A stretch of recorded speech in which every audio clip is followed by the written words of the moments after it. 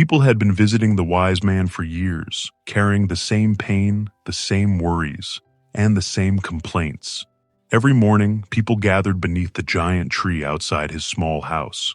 Some came with tears in their eyes. Some came with anger in their hearts. Others came with fear written all over their faces. One complained about poverty. Another complained about betrayal. Another complained about failure. And strangely, most of them had been complaining about the same problems for years. Among them was a man named Daniel. Daniel was not always a broken man. There was a time when people admired him. A time when his future looked bright. A time when laughter came easily to him. But now, worry had become his closest companion. Every night, he replayed his mistakes in his mind. Every morning, he woke up with fear sitting heavily on his chest. He worried about the money he lost. He worried about the people who betrayed him. He worried about failing again. And the more he worried, the more his life became heavy. One evening, as the sun slowly disappeared behind the mountains, the villagers gathered once again beneath the giant tree. The wise man walked out quietly and looked at everyone. Without saying much, he smiled and told them a joke.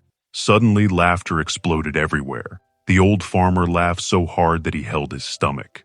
A little boy rolled on the ground laughing. Even the woman who had arrived crying moments earlier could not stop smiling. For the first time that day, everyone forgot their pain. The wise man waited patiently. Then, after a few minutes, he told the exact same joke again.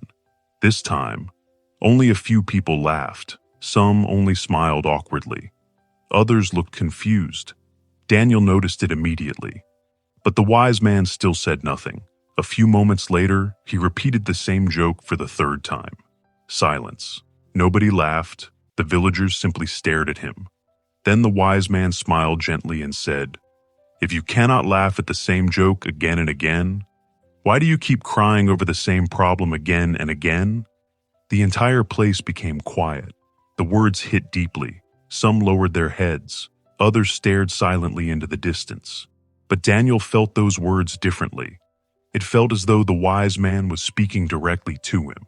One by one, the villagers slowly left. Night began to fall. The moonlight quietly covered the village. But Daniel remained beneath the tree, unable to move. The wise man noticed him and slowly walked back. Daniel looked up with tired eyes and asked softly, "How do I stop worrying?" The wise man sat beside him quietly. For a moment, neither of them spoke. Then Daniel finally began to talk. "I lost everything," he said painfully. "My business, my money, my dreams." His voice trembled. "I trusted the wrong people. They took everything from me." The wise man listened carefully. Daniel continued, "Every single day, I think about it. Every night, I replay it in my head. I keep asking myself why it happened." Tears gathered in his eyes. "I am afraid to start again." The wise man remained silent for a moment. Then he asked calmly, "Before all this happened, who were you?" Daniel looked confused. The question pulled him backward into memories he had not visited in years. He remembered being a poor child. He remembered carrying heavy loads in the market under the hot sun. He remembered sleeping hungry beside his mother. He remembered working endlessly just to survive, and slowly. He remembered something important. He had once been strong, very strong, long before success came into his life. The wise man looked at him and said softly, "You survived hard days before success came. Why do you think you cannot survive hard days after failure?" Daniel could not answer. The wise man then stood up and motioned for Daniel to follow him.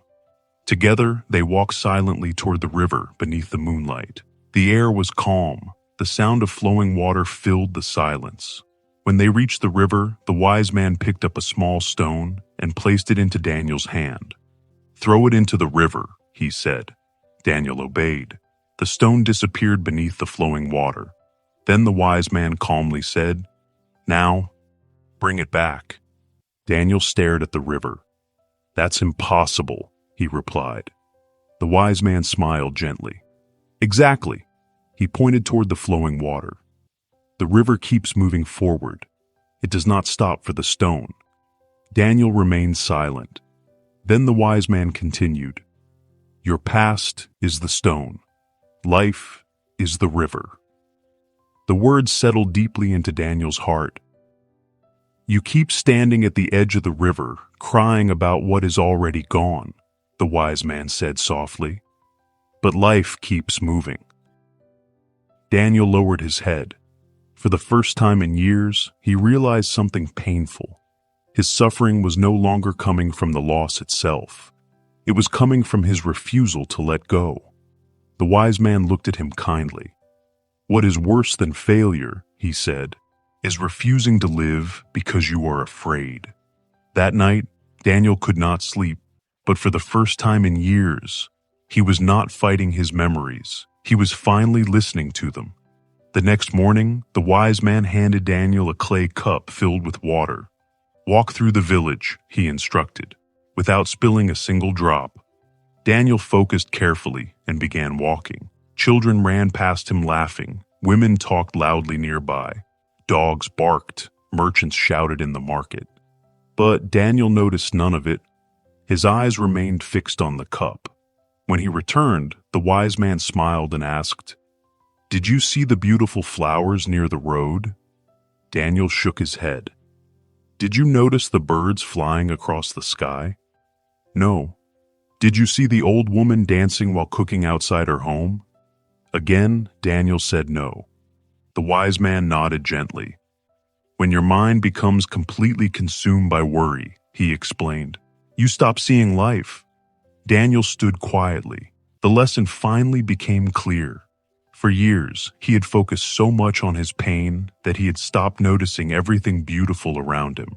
The laughter, the peace, the opportunities, the people who still cared about him. Worry had stolen years from his life, not because problems existed, but because he kept feeding them with fear. Days passed. Slowly, Daniel began to change. He smiled more. He helped people again.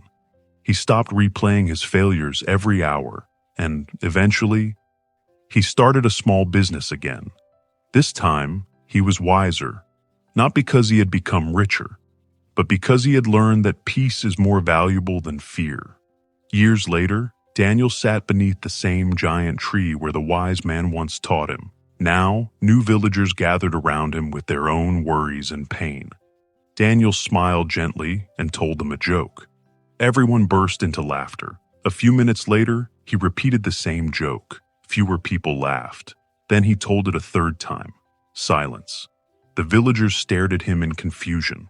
Daniel smiled softly and said, "If you cannot laugh at the same joke again and again, why do you keep crying over the same problem again and again?" The villagers became quiet, and in that moment, Daniel finally understood something the wise man had tried to teach him years ago. Worry never changes the past. It only steals the present. Life keeps moving forward, with or without your fear. So learn from the pain, grow from the failure, but never build your home inside your sorrow, because peace begins the moment you finally decide to let go.